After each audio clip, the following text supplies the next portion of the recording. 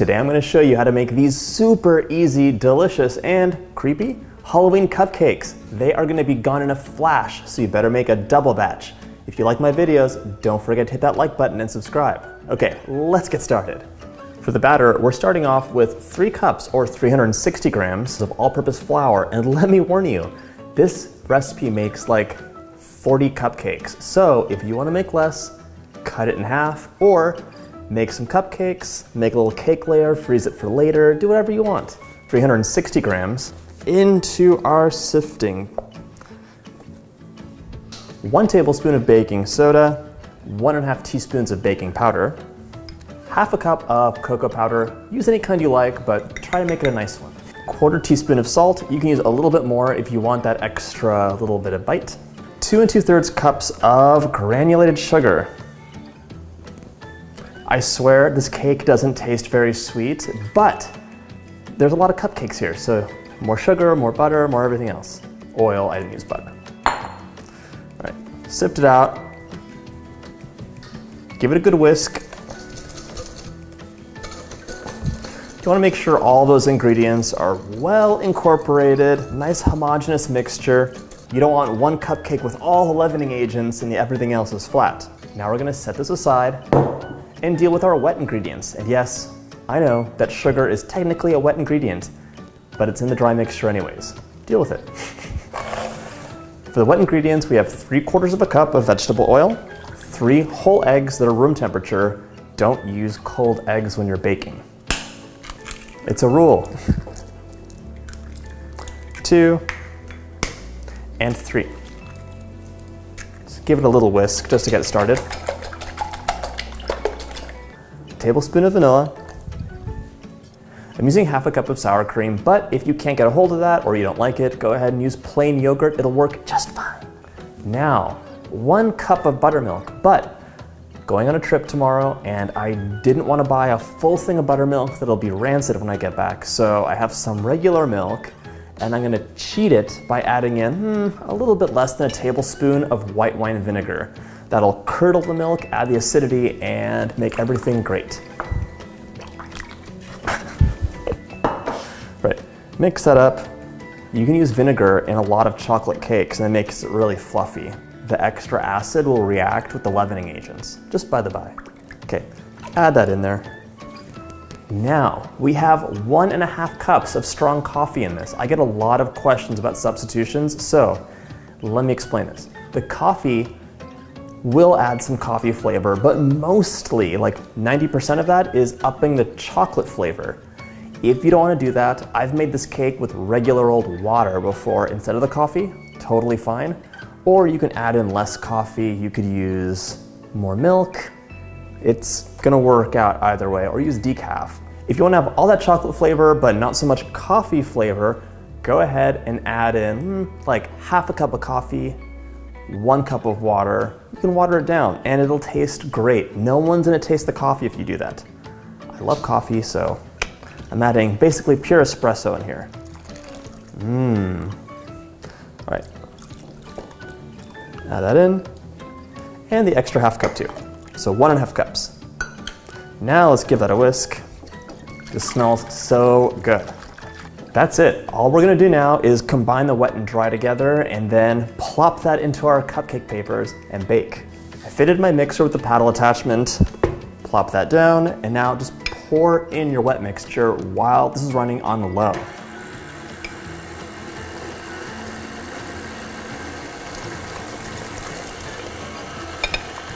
Let it run for a couple minutes, scrape the bowl down, run for a few more seconds, and that's it.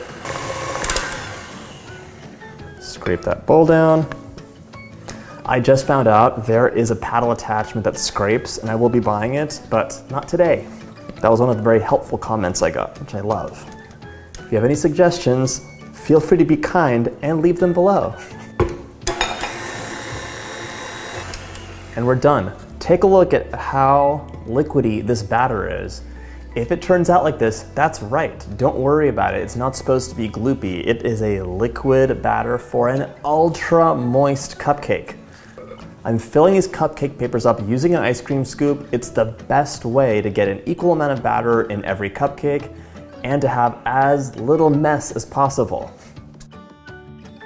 These cupcakes are gonna go into the oven at 350 for 15 to 20 minutes. They're gonna bake up really nice and flat, which is perfect for cupcake decorating, one of our next steps. Cupcakes are out of the oven. They're a little warm still, so just set them aside until they're completely room temperature before you decorate them. If you don't, that buttercream at the bottom is gonna melt and things will slip and slide and you will not be happy. I'm adding in 1 pound or 0.45 kilograms of room temperature unsalted butter. I'm gonna mix it up just to cream it, and then we're adding in our confectioner sugar. Nice and creamy. It was pretty room temperature. I have 2 pounds or about 0.9 kilograms of confectioner sugar, and I'll be adding it into the butter in like 2 to 3 batches, but sift it first. You don't want any little sugar granules clogging up your piping tips. That will make you go crazy. Okay, let's sift it. Sift it up. Once that sugar is incorporated, like it has been right now, we're going to add in the rest of the sugar. So sift, sift, sift. Now we're gonna mix again. Carefully. Okay. I'm almost worried of the sugar going. While this happens, drizzle in some cream. I have 3 tablespoons here, but you can add it in a tablespoon at a time until you reach the desired consistency. A little splash of vanilla never hurt anybody. Scrape the bowl down and let's check consistency. I did forget something though, and that is a very healthy pinch of salt. Maybe like 1/4 to 1/2 teaspoon. Add that in there, and just mix it up.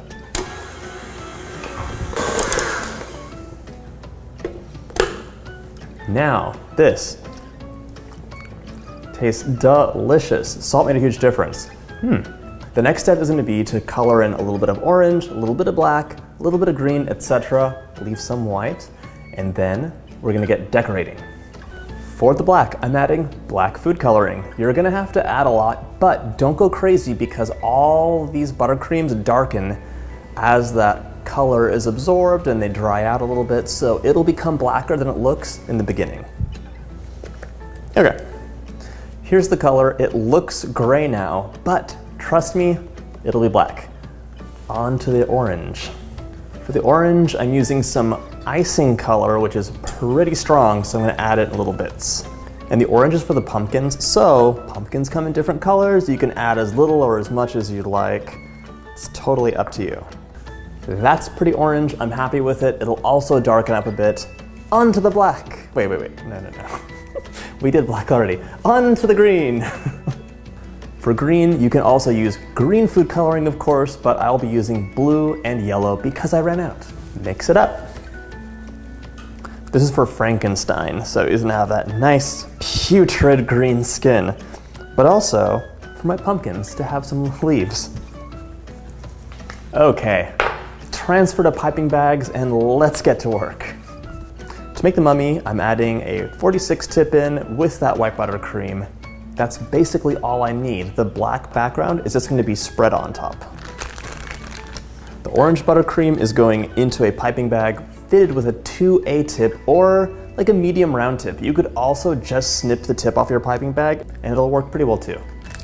I'm taking a little bit of green buttercream and adding it into a piping bag fitted with a leaf attachment. I'm using a 352. Some of the black buttercream is going to be used for detail work, and I'm using a number 4 tip, but again, you could just snip the very tip off your piping bag and it works too. To make our little Frankenstein, it's really easy. Snip the tip off of my bag with the green buttercream, and I'm just going to pipe the top like that. Now, use an offset spatula or any knife and just smooth the top out. Frankenstein has a flat head, so flatten one of the sides. Then we have our black hair at the top. He has a scar or two from being a monster. That was assembled by Dr. Frankenstein, so just pipe on that detail work with your black buttercream. Now we plop 2 eyes onto our little Frankenstein. and a mouth that says, "I'm unsure of my position in the world. Please don't come after me with a pitchfork." And there we go. One down, several to go. Now for our pumpkins. These are so easy. I love them. Orange buttercream. And we're just gonna drag it up and down, creating little arcs to make the appearance of a pumpkin. So if you want to clear things up at the top, just to take that mess away, use a little knife. Okay, the pumpkin is done. Let's draw a little face on top. Draw some triangles for the eyes, a triangle for the nose, and just do a zigzag for the mouth. And you can smooth it out if you need to as well. Just like making any jack-o'-lantern, the world is your oyster. You can draw whatever you want. Finishing off my pumpkin with a couple little leaves. That's all it needs. Kind of like hair almost. So here we go, a little jack-o'-lantern cupcake. Super cute, and for those people who don't like a ton of frosting, this actually has a very thin layer of frosting on it, so it's gonna be delicious and highlight that delicious, delicious, delicious, delicious chocolate cake. The mummy is actually my favorite. Really, really easy. Just spread on that black buttercream for a very thin layer. It's gonna be behind everything, so it doesn't have to be perfect or cover everything completely. Now pop on 2 candy eyes, and finally the bandages. Just draw those bandages right across the face. Any pattern you like. You can cover up the eyes a little bit too. And then clean the edge off with your finger if you want, but that's optional too. Pretty cute, what do you think? Now for my version of Jack from A Nightmare Before Christmas. So just a little bit of white buttercream. Smooth it up. Now we're gonna draw our little skull nose on, which is just 2 dots, but drag them up so it looks like a skull nose. And then 2 big eyes. And a crazy mouth that's been all sewn up. So 1 big smile. And then lots of little stitches on that smile. Okay, pretty creepy, super easy. For a really easy cupcake, make a spider web. Add that white buttercream just like you did before. This definitely doesn't have to be perfect because you're gonna be manipulating it a lot. Okay, now that black buttercream, adding it in a spiral, you could also use pure chocolate for this that you've melted and cooled. And now we're gonna use a toothpick and drag it across to create that spider web effect. So just clean your toothpick off a little bit between each drag. That's a spider web, super, super quick and really easy. If you want to, you could also add a little spider in the middle just by adding 1 peanut M&M chocolate, 1 regular M&M for the head, and then drawing the legs with chocolate or black candy melt. Then pop the legs on, and you can even use some little gold or green sanding sugar and attach that with a tiny drop of buttercream for the eyes. Even though the mummy's my favorite, the jack-o'-lantern, in my opinion, is the cutest, so you get eaten first. Okay, I'm so ready for this. Sorry, jack-o'-lantern.